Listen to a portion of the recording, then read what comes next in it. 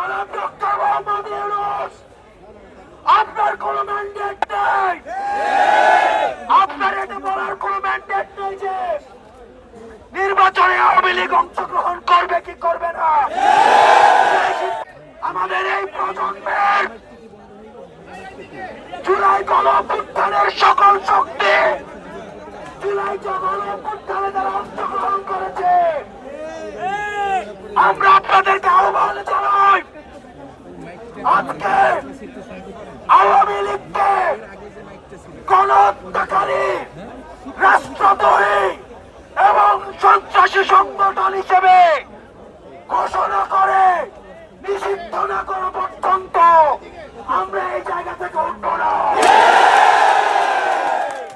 প্রিয় সহযোদ্ধ, জুলাই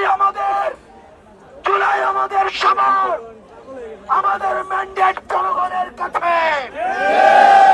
আমাদের ম্যান্ডেট 2000 শহীদ এবং 30,000 আহতের কাছে।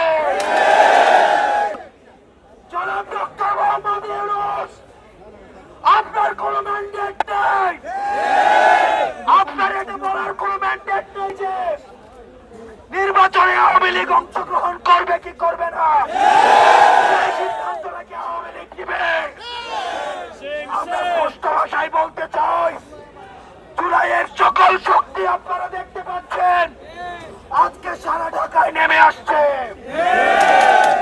ডক্টর মোহাম্মদ ইউনূস, আমরা আপনাকে সম্মান করি।